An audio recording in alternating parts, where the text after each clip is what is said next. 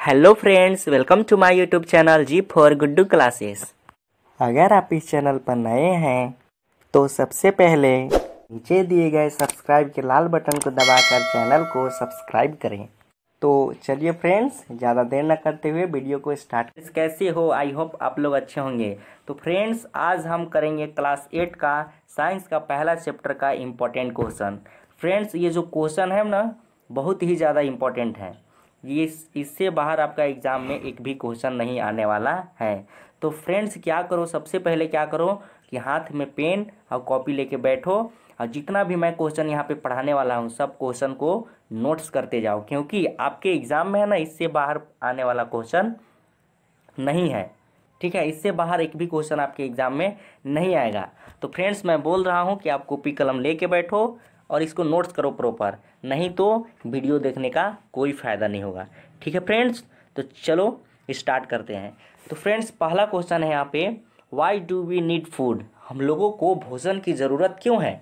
हम लोगों को भोजन की ज़रूरत क्यों है? तो यहाँ पे लिखा हुआ है, we need food because it give us energy, keep us healthy and help us grow as well as repair replace damage and worn out tissues. बोल रहा है ये कि हम लोग को भोजन की ज़रूरत क्यों है।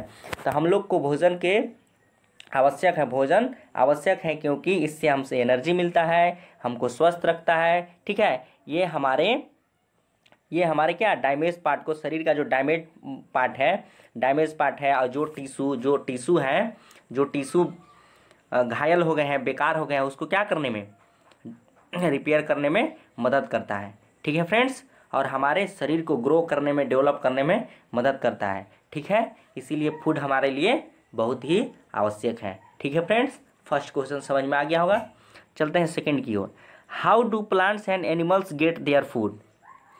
How do plants and animals get their food? Plants जो होते हैं और जो एनिमल्स जो होते हैं, ठीक है, वे अपना भोजन कैसे करते हैं? ठीक है, वो अपना भोजन कैसे करते हैं? ठीक है, कैसे पाते हैं अपना भोजन? तो most plants make their own food through the process of photosynthesis. Photosynthesis पता होगा कि ज़्यादातर जो प्लांट्स होते हैं, ज़्यादातर जो प्लांट्स होते हैं अपना भोजन फोटोसिंथेसिस प्रोसेस के द्वारा बनाते हैं। फोटोसिंथेसिस क्या होता है? तो photosynthesis is a process by which A plant makes their own food, इसी को बोला जाता है फोटोसिंथेसिस। तो एनिमल्स फीड प्लांट्स ऑन, काट लेना यहाँ पे, एनिमल्स फीड प्लांट्स और other animals to get energy. ज़्यादातर प्लांट क्या होते हैं? ज़्यादातर प्लांट खुद से भोजन बनाते हैं फोटोसिंथेसिस के द्वारा, लेकिन एनिमल जो होते हैं कोई दूसरे प्लांट को खाते हैं या जानवर को खाते हैं, एनिमल को खाते हैं एनर्जी पाने के लिए। ठीक है, तो इस प्रकार से प्लांट और एनिमल अपना भोजन करते हैं। आगे है फिर क्रॉप का डिफिनेशन लिखा हुआ है। यहाँ पे एक क्वेश्चन छूट गया लिखने के लिए, व्हाट इज क्रॉप? तो क्रॉप क्या होता है? When we cultivate same kind of plants on a large scale at a one place, it is called crop. मतलब जब हम एक ही प्रकार का फसल बहुत ज़्यादा मात्रा में लगाते हैं एक ही जगह पर, तो उसी को क्या कहा जाता है? क्रॉप कहा जाता है। ठीक है फ्रेंड्स, समझ में आ गया होगा। आगे चलते हैं friends, what do we loosen और टर्न द सॉइल? क्वेश्चन पूछ रहा है कि हम लोगों को मिट्टी को लूज क्यों करते हैं? हम लोग मिट्टी को लूज क्यों करते हैं? ठीक है, लूज क्यों करते हैं? उसको टर्न क्यों करते हैं? मतलब उसको उलट पलट क्यों करते हैं? नीचे का मिट्टी ऊपर, ऊपर का मिट्टी नीचे क्यों करते हैं? तो आइए जानते हैं इसके बारे में। तो loosening the soil is important because it, मतलब सॉइल को लूज करना, ढीला करना, ठीक है, महत्वपूर्ण होता है क्योंकि, क्यों होता है? पहला पॉइंट, अलाउ द रूट्स, यहाँ टूट्स लिखा हुआ है, इसको रूट्स कर लेना, allow the roots to deeper into the soil and yet breathe easily for allowing air to reach the roots. बोल रहा है ये कि लूज करना इसलिए ज़रूरी होता है, इसलिए महत्वपूर्ण होता है क्योंकि रूट जो है ज़्यादा से ज़्यादा मिट्टी के अंदर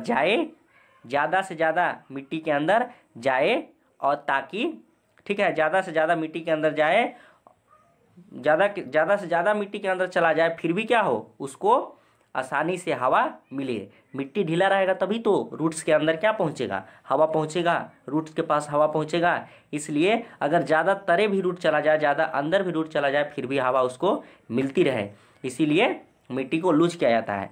फिर है कि helps in growth of microbes and earthworms that humus to the soil and turn and loosen the soil further.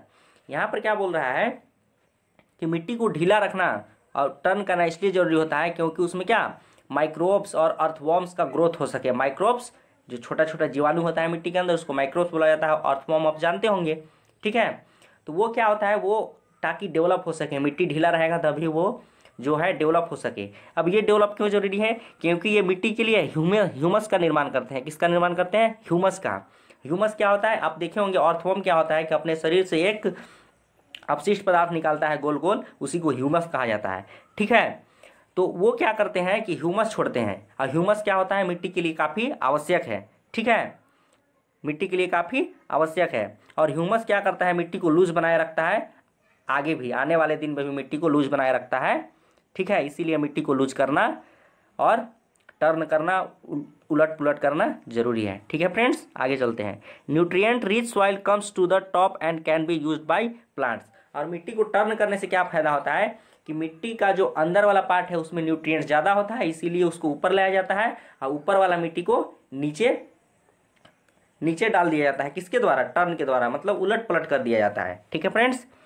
The process use to loosen and turn the soil is called tilling और ploughing. Tilling और प्लाउजिंग कहा जाता है क्या चीज, मिट्टी को loose करने की प्रक्रिया और उलटने पुलटने की प्रक्रिया को क्या कहा जाता है, टिलिंग और प्लाउजिंग कहा जाता है। आफ्टर टिलिंग, टिलिंग के बाद levelling is done in which the big clumps of soil called crumbs are broken. फिर क्या होता है कि जब टिलिंग हो गया, प्लाउजिंग हो गया, तो क्या किया जाता है, लेवलिंग किया जाता है। लेवलिंग में क्या होता है कि जो बड़ा बड़ा आप देखे होंगे ढेला, जिसको ढेला बोला जाता है, क्रम जिसको यहाँ पर बोला गया है, उसको तोड़ा जाता है, लेवलिंग किया जाता है, बराबर किया जाता है, ठीक है। Levelling the field helps in the process of sowing and irrigation. Levelling क्यों किया जाता है कि लेवलिंग से हमको सिंचाई करने के समय, ठीक है, और बीज को बोने समय सहायता मिलता है लेवलिंग से। अगर जो लेवलिंग नहीं होगा, बड़ा बड़ा ढीला रहेगा खेत में, तो उससे बीज बोने समय भी दिक्कत होगा और सिंचाई के समय भी दिक्कत होगा, पानी प्रॉपर मात्रा में सभी जगह पर नहीं पहुंच पाएगा, ठीक है फ्रेंड्स। तो ये था इस क्वेश्चन का आंसर। आई होप आप लोगों को समझ आ गया होगा। मैं बोला हूँ ये क्वेश्चन बहुत ही इंपॉर्टेंट है, नोट्स कॉपी लेके बैठना और नोट करना, नहीं तो कोई फ़ायदा नहीं होगा, ठीक है। अगर कोई भी क्वेश्चन से रिलेटेड कोई कन्फ्यूजन हो, कोई प्रॉब्लम हो, तो कमेंट बॉक्स में लिख देना, हम उसका अलग से वीडियो बना देंगे, ठीक है फ्रेंड्स। नेक्स्ट क्वेश्चन है, why is levelling the field important. अभी हम पढ़े लेवलिंग के बारे में। लेवलिंग मतलब क्या होता है, खेत को समतल बनाना, बराबर बनाना, बड़ा बड़ा जो ढीला होता है, क्रम्स होता है, उसको तोड़ना। ये इंपॉर्टेंट क्यों है, महत्वपूर्ण है, क्यों है, इसी के बारे में जानना है। तो land levelling is the typically done in mildly sloping lands where farmers are use surface irrigation method such as furrows, borders, basins और फ्लूट्स।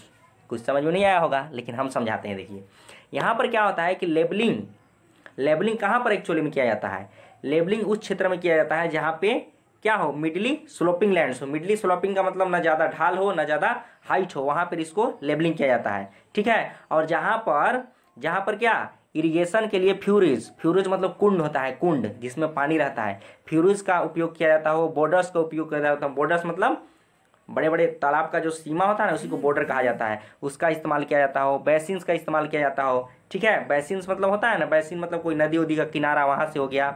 बाढ़ का इस्तेमाल किया जाता हो, क्या चीज़ के लिए, इरिगेशन के लिए, मतलब जिसमें कोई पाइप वाइप का जरूरत नहीं है। क्या होगा, पानी सिर्फ एक रास्ता बनाया होता है, उस रास्ता से जाता है।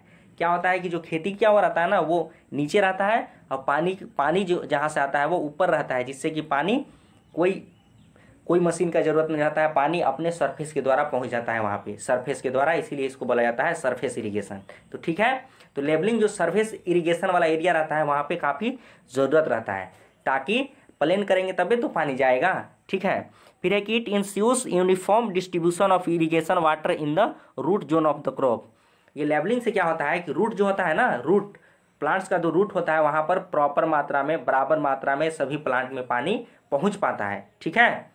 It also helps in seeding and managing the crop better, which means that the yield and quality of the crop is better. ये क्या है कि ये क्या करता है कि सीडलिंग में यानी कि बीज को बोने में भी और फसल को मैनेज करने में भी क्या करता है, मदद करता है।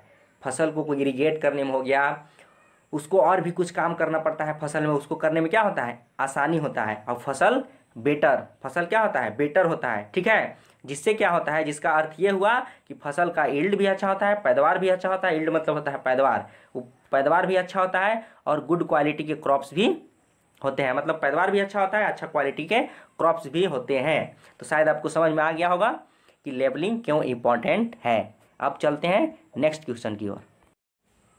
नेक्स्ट क्वेश्चन है which kind of seeds should farmers use. मतलब किस प्रकार का बीज को किसान का यूज करना चाहिए, किस प्रकार के बीज को यूज करना चाहिए किसान को।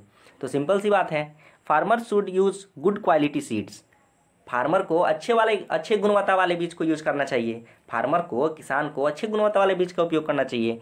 That are clean, healthy and give high yield. जो कि क्या होना चाहिए, साफ सुथरा होना चाहिए, स्वस्थ होना चाहिए, और क्या उपजाऊ क्या हो, जिसका बहुत ही ज़्यादा पैदावार हो। ठीक है, जो ज़्यादा पैदावार देता हो उस टाइप का बीज का यूज करना चाहिए। Selection of the right variety of seed depend on the soil, climate, irrigation method and other regional factor. और कौन सा बीज को हम सिलेक्ट करेंगे, उसको हम किसके अनुसार करते हैं, तो वहाँ का क्लाइमेट कैसा है, वहाँ का इरिगेशन मेथड कौन सा है, कौन सा इरिगेशन सिंचाई करने के लिए, पानी को देने के लिए फसल को कौन सा मेथड को यूज करने वाले हैं, वहाँ का रीजनल फैक्टर्स क्या क्या है, वहाँ पे क्या क्या अवेलेबल है कि नहीं है, पानी अवेलेबल है, ठीक है, उस एरिया में क्या क्या चीज़ है कि नहीं है, जो चीज़ हम पैदा करने वाले हैं वो चीज़ मार्केट में बिकेगा कि नहीं बिकेगा, सारा चीज़ डिपेंड होता है। ठीक है, सारा चीज़ डिपेंड करता है बीज के सिलेक्शन पर। तो उसी प्रकार से फार्मर को सीड का सिलेक्शन करना चाहिए। ठीक है फ्रेंड्स, समझ में आ गया होगा। आगे चलते हैं। तो फ्रेंड्स नेक्स्ट क्वेश्चन है how to separate damage seeds from healthy seeds. मतलब बोल रहा है ये कि खराब बीज से अच्छे बीज को, स्वस्थ बीज को अलग कैसे करेंगे। तो बहुत ही सिंपल है, ये पढ़ते हैं। Put the seeds into water. Seed को कहाँ डालना है, पानी में डालना है। ठीक है, सीड को पानी में डालना है। Damage seeds are hollow and lighter and thus float on water. जो क्या होते हैं, डैमेज सीड होते हैं, वो क्या होते हैं, हॉलो होते हैं, मतलब खोखला होते हैं। ठीक है, और खोखला होते हैं तो क्या होंगे, वो हल्का होंगे, और हल्का होने के कारण वो वाटर में क्या करने लगते हैं, फ्लोट करने लगते हैं, तैरने लगते हैं। ठीक है, and good and healthy seed sink in water and settle down. और जो अच्छी क्वालिटी का सीड होते हैं वो क्या होते हैं, स्वस्थ सीड होते हैं, वो डूब जाते हैं पानी में और सेटल डाउन हो जाते हैं, मतलब नीचे बैठ जाते हैं। तो क्या होगा, खराब बीज ऊपर फ्लोट कर रहा है, अच्छा बीज, स्वस्थ बीज अंदर बैठ गया। इससे हम आसानी से अलग कर सकते हैं, फिर उसको ऊपर से छान के फेंक सकते हैं खराब बीज को। ठीक है, काफ़ी आसान क्वेश्चन था, समझ में आ गया होगा। आगे चलते हैं। नेक्स्ट क्वेश्चन है what precautions should be taken while sowing. What precautions should be taken while sowing. यहाँ पर ये बोल रहा है क्वेश्चन कि बीज को बोते समय कौन कौन से नुस्खे पर ध्यान देना चाहिए, कौन कौन सा नुस्खे को अपनाना चाहिए। ठीक है, कौन कौन सा तरीका अपनाना चाहिए, कौन कौन सा नुस्खा अपनाना चाहिए। तो क्या है, while sowing seed it is essential to make sure that. मतलब ये श्योर हो लेना क्या जरूरी होता है कि seeds are healthy and high quality. जो बीज हम बो रहे हैं वो क्या होना चाहिए, स्वस्थ और हाई क्वालिटी का होना चाहिए, उच्च गुणवत्ता का होना चाहिए। They are planted at correct distance from the each other so that they can get proper light, water and nutrients from soil. और क्या है कि जो बीज हम बो रहे हैं उसको एक करेक्ट डिस्टेंस पर होना चाहिए, ज़्यादा एक दूसरे से करेक्ट डिस्टेंस पर होना चाहिए, ज़्यादा दूर भी ना होना चाहिए, ज़्यादा नज़दीक भी नहीं होना चाहिए। ठीक है, इतना होना चाहिए, इतना डिस्टेंस होना चाहिए ताकि उसको अच्छा से क्या मिल सके, लाइट मिल सके, प्रॉपर वाटर मिल सके, न्यूट्रिएंट्स मिल सके फ्रॉम द सॉइल, मिट्टी से, मतलब सब चीज़ उसको अच्छा से मिल सके, इतना डिस्टेंस पर होना चाहिए। ठीक है, फिर है कि they must be sown deep enough to protect them from animals and birds which might eat them. फिर यहाँ पर क्या बोल रहा है, ये बोल रहा है कि उसको गहराई में बोना चाहिए। कहाँ बोना चाहिए, गहराई में बोना चाहिए, अंदर बोना चाहिए, ताकि क्या हो सके, उसको क्या चीज़ से, जो एनिमल्स हैं उसको खाने वाले हैं वो ना खा जाए, इसीलिए उसको काफ़ी गहराई में बोना चाहिए। ठीक है, और जो पक्षी वो बीज को खा सकते हैं उससे क्या रहेगा, वो सुरक्षित रहेगा, यानी कि जानवर और पक्षी से सुरक्षित रहेगा, इसीलिए उसको थोड़ा गहराई में बोना चाहिए। ठीक है, और एक चीज़ और है, अगर गहराई में उसको हम नहीं बोएंगे तो क्या होगा, हवा ऊपर से उड़ा के उसको ले जाएगा, ठीक है।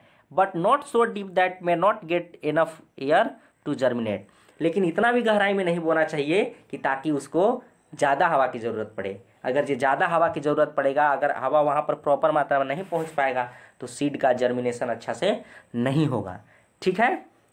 तो ये बातों पर हमको ध्यान देना चाहिए बीज को बोते समय, ठीक है फ्रेंड्स। आगे चलते हैं। नेक्स्ट क्वेश्चन है, why it is better to sow seeds uniformly. Question क्या पूछ रहा है कि सीड को एक यूनिफॉर्म डिस्टेंस में बोना क्यों अच्छा होता है, क्यों बेस्ट होता है, ठीक है, ये पूछ रहा है क्वेश्चन। तो seed should be planted at appropriate distance to avoid overcrowding of plants. ये बोल रहा है कि सीड को अप्रोप्रिएट डिस्टेंस में बोना अच्छा इसलिए होता है, ठीक है, और अच्छा इसलिए होता है क्योंकि ज़्यादा ओवर क्राउडिंग ना हो, ठीक है। यानी कि एक अप्रोप्रिएट डिस्टेंस में बोना चाहिए ताकि ज़्यादा भीड़ भाड़ पौधा में ना हो। ज़्यादा पौधा हो जाएगा एक ही जगह तो क्या होगा, it allow plants to get proper sunlight as well as sufficient water and nutrients from the soil. अगर ज़्यादा क्राउडिंग हो जाएगा तो क्या सभी चीज़ नहीं मिलेगा, सन का लाइट नहीं मिलेगा ठीक से, ठीक है, सन का लाइट नहीं प्रॉपर मात्रा में पहुंच पाएगा, वाटर नहीं पहुंच पाएगा, न्यूट्रिएंट्स नहीं मिल पाएगा उसको ठीक से, ठीक है। तो इतना डिस्टेंस में बोना चाहिए, प्रॉपर डिस्टेंस में बोना चाहिए ताकि उसको क्या मिल सके, प्रॉपर सनलाइट मिल सके, सुफिशियंट वाटर मिल सके और न्यूट्रिएंट्स मिल सके मिट्टी से अच्छा से, ठीक है। इसीलिए उसको प्रॉपर डिस्टेंस में बोना चाहिए, ठीक है फ्रेंड्स। आगे चलते हैं फ्रेंड्स। नेक्स्ट क्वेश्चन है, why are plants kept in small bags in nursery. Plant को नर्सरी में, ठीक है, प्लांट को नर्सरी में छोटे छोटे बैगों में क्यों रखा जाता है, आखिर क्यों रखा जाता है छोटे छोटे बैगों में नर्सरी में। नर्सरी क्या होता है, नर्सरी जहाँ पे बहुत सारे छोटे छोटे पौधों को क्या रखा जाता है उसी को नर्सरी कहा जाता है। तो उसको बैग में क्यों रखा जाता है, ये पूछ रहा है क्वेश्चन। तो few plant like paddy, forest plants and flowering plants are first grown in a nursery into seedling and then transplanted to plant manually. ये बोल रहा है कि कुछ कुछ जो पौधे कुछ कुछ पौधे जो होते हैं, जैसे धान का हो गया, ठीक है, और कोई मान लो जंगली पौधा हो गया, ठीक है, और कोई फूल का पौधा हो गया, तो ये सब इसको क्या होता है कि फर्स्ट में क्या होता है कि इसको नर्सरी में क्या करते हैं, नर्सरी में ग्रो करवाते हैं, ठीक है, नर्सरी में ग्रो करवाते हैं। फिर उसके बाद क्या होता है कि देन ट्रांसप्लांटेड मैनुअली, तब उसको फिर हाथ से कबाड़ कर कहीं दूसरे जगह लगाते हैं, ठीक है। आप देखे होंगे ऐसा करते हुए, ठीक है। Keeping the seedling in bags make it easier to transfer them to another place. यहाँ पर बोल रहा है keeping the seedling in bags, उसको हम बैग में इसलिए रखते हैं ताकि यहाँ से वहाँ ले जाने में क्या हो, आसानी हो, इसीलिए उसको एक छोटा सा बैग में रखते हैं, ठीक है। उसका क्या होता है, सीडलिंग उसको कहाँ करवाते हैं, सीडलिंग एक छोटा सा बैग में करवाते हैं ताकि यहाँ से वहाँ ले जाने में आसानी हो, ठीक है फ्रेंड्स। आगे चलते हैं, ये क्वेश्चन समझ में आ गया होगा। नेक्स्ट क्वेश्चन है, why are manure and fertilisers added to the soil. मिट्टी में मैन्यूर और फर्टिलाइजर क्यों ऐड किए जाते हैं, क्यों डाले जाते हैं, ये पूछ रहा है क्वेश्चन। तो when crop after crop is grown in the same field the soil becomes poor in certain nutrients, ठीक है। यानी कि फसल पर फसल यानी कि कई फसल जब एक ही मिट्टी में ग्रो किया जाता है, एक ही खेत में ग्रो किया जाता है, तो मिट्टी जो है, मिट्टी में कुछ कुछ पोषक तत्व की, कुछ कुछ न्यूट्रिएंट्स की कमी हो जाती है, ठीक है फ्रेंड्स। क्या बोले हम कि जब एक ही मिट्टी में एक ही प्रकार के फसल बार बार लगाए जाते हैं तो मिट्टी में कुछ प्रकार के न्यूट्रिएंट्स की, कुछ प्रकार के पोषक तत्व की कमी हो जाती है। Manure and fertilisers are added to the soil to replenish it with nutrients to ensure healthy growth of plants, ठीक है। तो इसीलिए उसमें क्या मैन्यूर और फर्टिलाइजर्स ऐड किए जाते हैं ताकि जो भी न्यूट्रिएंट्स मिट्टी का पुअर हुआ है, ख़त्म हुआ है, वो दोबारा रिप्लेनिश हो सके, वो दोबारा वापस आ सके, ठीक है, जिससे प्लांट का क्या, प्लांट का ग्रोथ अच्छा हो, प्लांट हेल्दी हो, ठीक है फ्रेंड्स। समझ में आ गया होगा। आगे चलते हैं। नेक्स्ट क्वेश्चन है friends, what are the 3 methods of replenishing the soil with nutrients. बोल रहा है कि 3 तरीका क्या है, 3 गो तरीका क्या है जिससे, ठीक है, सॉइल का जो न्यूट्रिएंट्स है उसको दोबारा लाया जा सके, यानी कि जो भी न्यूट्रिएंट्स उसमें खत्म हो गया है उसको दोबारा रिप्लेनिश किया जा सके, ठीक है। तो the 3 methods of replacing the soil are, 3 गो तरीका है, कौन कौन सा है, ठीक है, the 3 methods of the adding organic manure to the soil, उसमें क्या करना है कि ऑर्गेनिक मैन्यूर यानी कार्बनिक मैन्यूर उसमें ऐड करेंगे। ठीक है, adding chemical fertilisers to the soil, मतलब केमिकल फर्टिलाइजर्स को ऐड करके मिट्टी को क्या किया जा सकता है, रिप्लेनिश, उसका न्यूट्रिएंट्स को रिप्लेनिश किया जा सकता है। फिर है कि लिविंग द फील्ड अनकल्टिवेटेड और फैलो, फैलो मतलब होता है बंजर, बिटवीन 2 क्रॉप्स। ठीक है, मतलब पहला फसल बोए, उसके बाद क्या करना है, जमीन को बंजर छोड़ देना है, उसमें कुछ नहीं लगाना है, दूसरा का फसल लगा देता कुछ दिन तक, ताकि क्या हो सके कि उसमें जो भी न्यूट्रिएंट्स खत्म हुआ है वो दोबारा रिप्लेनिश हो जाए। ठीक है, फिर है कि क्रॉप रोटेशन, क्रॉप रोटेशन के द्वारा भी क्या किया जा सकता है, मिट्टी का जो पोषक तत्व है उसको वापस लाया जा सकता है।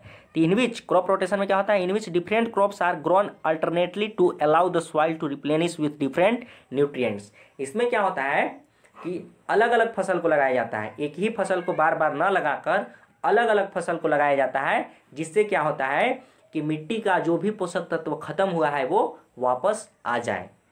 अब वापस कैसे आएगा, क्योंकि अलग अलग फसल को अलग अलग न्यूट्रिएंट्स की ज़रूरत होती है, अलग अलग फसल को अलग अलग न्यूट्रिएंट्स की ज़रूरत होती है। ठीक है, इसीलिए क्या होता है कि अलग अलग फसल लगाने से मिट्टी का जो पोषक तत्व है, जो न्यूट्रिएंट्स है वो बना रहता है, कभी ख़त्म नहीं होता है। तो इसीलिए क्रॉप रोटेशन भी जरूरी है। ठीक है फ्रेंड्स, ये क्वेश्चन आ गया होगा समझ में बहुत अच्छा से। आगे चलते हैं। फिर है friends difference between manure and fertilisers, मतलब मैन्यूर और फर्टिलाइजर्स के बीच क्या डिफरेंस है। तो देखिए यहाँ पे है फर्टिलाइजर्स, ये है मैन्यूर। ठीक है, तो फर्टिलाइजर्स का पहला पॉइंट है, fertilisers is a man made inorganic salt. Fertilisers क्या है कि इंसान द्वारा बनाया गया एक अकार्बनिक पदार्थ है, अकार्बनिक लवण है, साल्ट मतलब लवण होता है। ठीक है, तो फर्टिलाइजर्स इंसान द्वारा बनाया गया मानव निर्मित एक क्या है, अकार्बनिक पदार्थ है। लेकिन मैन्यूर क्या है, manure is a natural substance obtain by the decomposition of cattle Dang and plant residue. इसका मतलब ये हुआ कि लेकिन मैन्यूर क्या है, मैन्यूर एक नेचुरल सब्सटेंस है, प्राकृतिक पदार्थ है, जो जो जो क्या होता है, जो मवेशी के डंग से, गोबर से और प्लांट का जो भी अपशिष्ट होता है, प्लांट का अपशिष्ट, ठीक है, सड़े गले पौधे से बनाए जाते हैं। ठीक है फ्रेंड्स, सड़े गले से क्या, डिकम्पोजिशन के अपघटन से तैयार किए जाते हैं मैन्यूर को। ठीक है, मतलब सड़ा गला कर बनाए जाते हैं। ठीक है, डंग से और प्लांट का जो भी अपशिष्ट है, प्लांट सड़े गले पौधे हैं, उससे बनाया जाता है। फिर second point, fertilisers is prepare in factory, यहाँ फैक्टर्स लिखा हुआ है, इसको फैक्ट्री कर लेना, फैक्ट्री। फर्टिलाइजर्स जो उसको कहाँ बनाया जाता है, फैक्ट्री में बनाया जाता है। ठीक है, फैक्ट्री में। Manure provides a lot of humus to the soil, लेकिन इसको कहाँ बना सकते हैं हम, मैन्यूर को घर में भी बना सकते हैं। Manure provide a lot of humus to the soil, manure जो होता है, मैन्यूर वो मिट्टी को बहुत ज़्यादा मात्रा में ह्यूमस प्रदान करता है।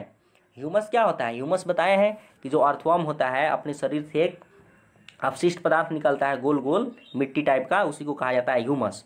ठीक है, फिर है fertilisers does not provide any humus to the soil, लेकिन फर्टिलाइजर्स कोई भी ह्यूमस मिट्टी को प्रदान नहीं करता है। Manure provides a lot of humus to the soil, लेकिन मैन्यूर जो होता है बहुत सारे ह्यूमस मिट्टी को प्रदान करता है। 2 पॉइंट हो गया यहाँ पे। Fertilisers are very rich in plant nutrients like nitrogen, phosphorus and potassium, लेकिन क्या होता है कि फर्टिलाइजर में, ठीक है, फर्टिलाइजर में क्या होता है कि बहुत ज़्यादा मात्रा में प्लांट न्यूट्रिएंट्स, प्लांट के लिए जो पोषक तत्व चाहिए वो मौजूद रहता है। क्यों, क्योंकि वो इंसान द्वारा बनाया गया है। तो जैसे नाइट्रोजन हो गया, फास्फोरस हो गया, पोटेशियम हो गया, तो ये सब जो है बहुत ज़्यादा मात्रा में उसमें मौजूद रहता है। लेकिन manure is relatively less rich in plant nutrients, लेकिन जो मैन्यूर होते हैं उसमें कम मात्रा में पोषक तत्व जो प्लांट को ज़रूरत है वो पाए जाते हैं। ठीक है फ्रेंड्स, क्वेश्चन समझ में आ गया होगा, आंसर भी समझ में आ गया होगा। आगे चलते हैं। नेक्स्ट क्वेश्चन है, why is manure better than fertilisers, manure जो है फर्टिलाइजर से अच्छा क्यों है, बेटर क्यों है, ये बताना है। तो organic manure is better than fertilisers because, organic जो कार्बनिक मैन्यूर है वो फर्टिलाइजर से अच्छा है क्योंकि it adds humus to the soil and increases its water holding capacity. Manure क्या करता है कि मिट्टी में ह्यूमस की मात्रा को बढ़ा देता है, जिससे कि मिट्टी की जलधारण क्षमता, मिट्टी का जो पानी रखने की शक्ति है, पानी को अवशोषित करने की शक्ति है वो बढ़ जाता है, पानी की एब्जॉर्ब करने की शक्ति बढ़ जाता है, किससे, मैन्यूर ऐड करने से। ठीक है, फिर है कि इम्प्रूव्स सॉइल टेक्सचर, जो मिट्टी का जो बनावट है, टेक्सचर है, संरचना है, उसको क्या कर देता है, सुधार देता है। कौन, मैन्यूर सुधारता है, फर्टिलाइजर नहीं। Makes soil porous which makes exchange of gases easier, और क्या करता है मैन्यूर, सॉइल को छिद्रयुक्त बना देता है, यानी कि उसमें छोटा छोटा छेद बना देता है, जिससे गैसों का जो एक्सचेंज है, पौधों को गैस का जरूरत होता है ना, तो गैसों का एक्सचेंज है, मतलब गैसों का आदान प्रदान अच्छा से हो पाता है। ठीक है। फिर है कि increases the number of friendly microbes, और मैन्यूर क्या करता है कि जो भी फ्रेंडली माइक्रोब्स है, यानी कि अच्छे अच्छे माइक्रोब्स हैं, जो अच्छे अच्छे जीवाणु हैं मिट्टी में, उसको क्या करता है, इंक्रीज करता है, बढ़ाता है। कौन, मैन्यूर। ठीक है। आप जानते होंगे कि पौधों के जड़ों में दलहन जो फसल होता है उसकी जड़ों में राइजोबियम नामक जीवाणु पाया जाता है। उसी प्रकार से और भी जीवाणु, बहुत सारे बैक्टीरिया पाए जाते हैं, तो उसको बढ़ाने में क्या करता है, ये मदद करता है। कौन मदद करता है, मैन्यूर। इसीलिए क्या है, मैन्यूर फर्टिलाइजर से अच्छा है। लेकिन फर्टिलाइजर ये सब कोई काम नहीं करता है, सिर्फ क्या करता है, फास्फोरस देता है, नाइट्रोजन देता है, ठीक है, मैग्नीशियम देता है, यही सब के लिए आवश्यक है। बाकी ये सब कुछ नहीं करता है, क्या चीज़, फर्टिलाइजर। आगे चलते हैं। नेक्स्ट क्वेश्चन है friends, why is irrigation necessary. बोल रहा है कि इसी जो इरिगेशन है, सिंचाई है, वो जरूरी क्यों है। सिंचाई यानी कि पानी को, फसल में पानी देना, सिंचाई क्यों जरूरी है। तो देखिए, irrigation is essential because, irrigation क्या, सिंचाई महत्वपूर्ण है, ठीक है, आवश्यक है, क्योंकि plants contain 90% water and need it for proper growth and development. Plant को 90% पानी चाहिए, किसके लिए चाहिए, 90% पानी चाहिए उसको, क्यों चाहिए, क्योंकि उसको प्रॉपर ग्रोथ के लिए और विकास के लिए, डेवलपमेंट के लिए उसको क्या चाहिए, पानी चाहिए। कितना पानी चाहिए, 90% पानी चाहिए, इसीलिए सिंचाई, इरिगेशन जरूरत है। सेकेंड पॉइंट है, when roots absorb water they also absorb minerals and fertilisers. अगर हम पानी नहीं देंगे तो रूट्स क्या काम करता है, रूट्स मिनरल्स को, फर्टिलाइजर्स को एब्जॉर्ब करता है, लेकिन किसके द्वारा, पानी के माध्यम से। तो अगर हम पानी नहीं देंगे तो मिनरल्स और फर्टिलाइजर एब्जॉर्ब नहीं करेगा, इसीलिए पानी देना जरूरी है। ठीक है friends. Germination of seeds does not take place in dry condition. और जो जर्मिनेशन प्रोसेस है, जर्मिनेशन मतलब अंकुरन, बीज से जो अंकुर निकलता है ना, उसके लिए क्या चाहिए, ड्राई कंडीशन में वो नहीं होगा, उसके लिए मिट्टी भीगा होना चाहिए, वेटेड होना चाहिए मिट्टी। ठीक है, तो इसीलिए पानी जरूरत है। जब तक मिट्टी में हम पानी नहीं देंगे तब तक सीड का जर्मिनेशन नहीं होगा। ठीक है। नेक्स्ट पॉइंट है, nutrients dissolve in water get transport to different parts of the plant. क्या, कि पोषक तत्व जो वाटर में डिसॉल्व होते हैं, पोषक तत्व जो वाटर में डिसॉल्व होते हैं, कहाँ से आते हैं, मिट्टी से आते हैं, वो पानी के द्वारा ही सभी जगहों पर, जो प्लांट का सभी पार्ट है वहाँ पर पहुँचाए जाते हैं। पानी नहीं रहेगा तो ये काम नहीं होगा, इसीलिए पानी जरूरत है। ठीक है फ्रेंड्स।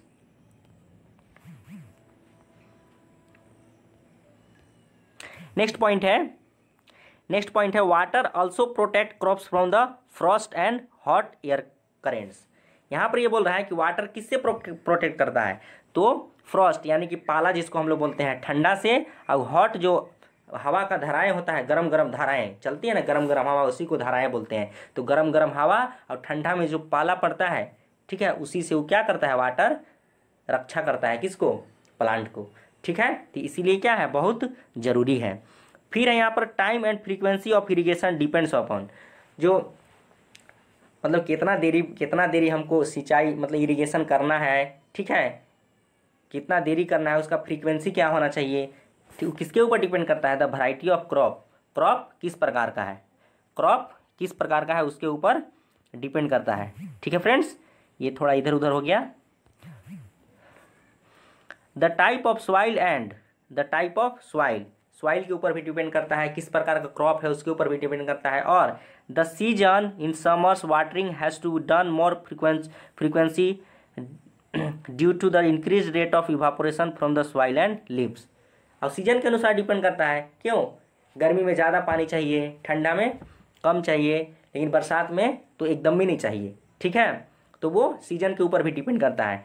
गर्मी में क्या होता है, समर में ज़्यादा फ्रीक्वेंसी से पानी देना पड़ता है, बार बार देना पड़ता है पानी। ठीक है, क्यों ज़्यादा देना पड़ता है पानी, क्योंकि उस समय इवापोरेशन जो होता है बहुत ज़्यादा होता है। इवापोरेशन मतलब पानी जब भाप बन बन के उस समय बहुत ज़्यादा उड़ता है गर्मी के कारण, इसीलिए पानी देना बार बार पड़ता है गर्मी के दिनों में। ठीक है, इवापोरेशन क्या होता है? पानी को भाप बन के उड़ना ही इवापोरेशन कहलाता है। ठीक है फ्रेंड्स, ये भी क्वेश्चन समझ में आ गया होगा। ठीक है फ्रेंड्स, नेक्स्ट क्वेश्चन है, how does over irrigation harmful for the crop production. बोल रहा है कि ज़्यादा सिंचाई यानी कि ज़्यादा जब हम पानी दे देंगे, ठीक है, फसल में, तो वो उसके लिए क्या होगा? हानिकारक हो जाएगा। कैसे हानिकारक होगा ये बताना है, कैसे हानिकारक होता है ज़्यादा पानी देना फसल में। ठीक है फ्रेंड्स, तो पिछला क्वेश्चन में हमने पढ़ा, पीछे वाला क्वेश्चन में, कि सिंचाई क्या है? ज़रूरी है, पानी देना ज़रूरी है, लेकिन अगर ज़्यादा पानी देंगे तो क्या है? वो भी नुकसानदायक है। तो नुकसानदायक क्यों है, यही इस क्वेश्चन में हमको जानना है। ठीक है, तो पढ़ते हैं, लाइक इरेगुलर और under irrigation excessive water can also damage crops in a water logged field. क्या होता है कि इरेगुलर मतलब जब पानी नहीं चाहिए, मतलब इरेगुलर मतलब अलगातार, मतलब जब प्रॉपर तरीका से पानी नहीं देते हैं उसमें, तो क्या है? Water can also damage crops. तो वाटर क्या करता है? मतलब प्रॉपर तरीका से पानी नहीं देंगे तो वाटर क्रॉप्स को डैमेज कर सकता है। In a water logged field, water logged field में क्या क्या? वाटर लॉक मतलब जहाँ से पानी भरा होता है उसमें क्या होता है? तो पढ़ते हैं, seeds don't germinate properly as they don't get sufficient air to respire. क्या होता है कि सीड जो होता है ना, वो अच्छा तरीका से उसका जर्मिनेट, उसका जो अंकुरन अच्छा तरीका से नहीं हो पाता है, क्योंकि पानी के चलते उसके पास एयर ठीक से पहुंच नहीं पाता है, हवा ठीक से पहुंच नहीं पाता है, इसीलिए सीड का जर्मिनेशन अच्छा से नहीं हो पाता है। ठीक है, roots don't grow properly due to the lack of proper soil aeration. Aeration का मतलब होता है हवा का वहाँ पे पहुँचना। तो हवा को प्रॉपर मात्रा में नहीं पहुँचने के कारण रूट्स का ग्रो अच्छा से नहीं हो पाता है। ठीक है फ्रेंड्स, रूट्स ग्रो नहीं कर पाता है ज़्यादा पानी हो जाने के कारण, हवा उसमें नहीं पहुँचता है इसलिए। Water evaporates more which leads through accumulation of salt which in turn damage to soil fertility. फिर क्या होता है कि वाटर ज़्यादा होगा तो उसका इवापोरेशन भी ज़्यादा होगा, भाप बन के ज़्यादा पानी उड़ेगा, तो ज़्यादा पानी उड़ेगा तो वहाँ पर क्या बचेगा? सिर्फ पानी तो उड़ जाएगा, वहाँ साल्ट बचेगा। पानी में साल्ट होता है, जब साल्ट बचेगा तो साल्ट क्या करता है? मिट्टी को बर्बाद करता है, मिट्टी को खराब करता है। ठीक है, तो मिट्टी के उर्वरा शक्ति को घटा देता है, फर्टिलिटी क्षमता को घटाता है, इसीलिए ज़्यादा पानी नहीं देना चाहिए फसल में। ठीक है फ्रेंड्स, और आगे चलते हैं, roots don't go deep in soil and hence plants are not able to get full nutrients from the soil. Roots जो होता है मिट्टी में ज़्यादा अंदर तक नहीं जा पाते हैं, जिससे प्रॉपर मात्रा में उसको न्यूट्रिएंट्स नहीं मिल पाता है, जितना न्यूट्रिएंट्स चाहिए प्लांट को नहीं मिल पाता है। Roots are also unable to anchor the plants properly and the crops can easily get damaged by strong winds. जिससे क्या होता है कि जड़ तो उसको ज़्यादा अंदर नहीं गया, उसका जड़ ज़्यादा अंदर मिट्टी के अंदर नहीं गया, तो जड़ जो पौधा को है सहारा नहीं दे पाता है। ठीक है, पौधा को जड़ सहारा नहीं दे पाता है, जिससे जब स्ट्रॉन्ग वाइंड आती है, मजबूत हवा आती है, बहुत तेज़ हवा आती है, तो फसल को कबाड़ के ले जाती है। ठीक है फ्रेंड्स, इसीलिए ज़्यादा पानी भी नहीं देना चाहिए क्रॉप्स को। ठीक है, अब आगे चलते हैं। मैं फिर से एक बार बोल रहा हूँ, जितना भी क्वेश्चन अभी मैं पढ़ाया हूँ सबको नोट्स बनाते जाना, नहीं तो वीडियो देखने का कोई फ़ायदा नहीं होगा। ठीक है, विश्वास है कि आपने सभी लोगों ने नोट बनाया होगा। अगर जो नोट्स बनाए होंगे तो ठीक है, अब पिक ले लेके मेरे पास सेंड करना व्हाट्सएप पे, हम देख लेंगे कौन कौन नोट्स बनाया है, क्योंकि बार बार वीडियो तुम नहीं देख सकते हो। ठीक है, बार बार वीडियो नहीं देख सकते हो, बार बार वीडियो देखने से तुम्हारा टाइम पास होगा। वीडियो सिर्फ एक बार समझने के लिए देखो और दूसरा बार देखो जब भुला गए हो थोड़ा सा, तब फास्ट करके। ठीक है, इसके बाद नोट्स यही पढ़ना है। ठीक है, इसीलिए नोट्स बनाना बहुत ज़रूरी है, नहीं तो सब बेकार हो जाएगा। क्वेश्चन कोई मजाक नहीं है, ये एग्ज़ाम में पूछे जाने वाले क्वेश्चन है, बहुत ही इंपॉर्टेंट हैं। ठीक है, इसीलिए नोट्स बनाते जाना। नेक्स्ट क्वेश्चन है, why is weeding necessary. Weeding जो है नेसेसरी क्यों है, आवश्यक क्यों है? वीडिंग का मतलब होता है खेत में जो बेकार पौधे उग जाते हैं, मतलब हम जो पौधा लगाते हैं उससे जो बेकार पौधे उग जाते हैं उसको हटाना ही क्या कहलाता है? वीडिंग कहलाता है। ठीक है, तो वीडिंग क्यों आवश्यक है? तो removal of weeds is essential. Weeds का रिमूवल यानी कि खरपतवार का रिमूवल इसलिए आवश्यक है क्योंकि weeds compete with crops for space, light, water and nutrients. Weeds क्या करते हैं? जो फसल हम लोग लगाए हैं उसके साथ कंपटीशन करते हैं, कॉम्पिटिट करते हैं। किसके लिए?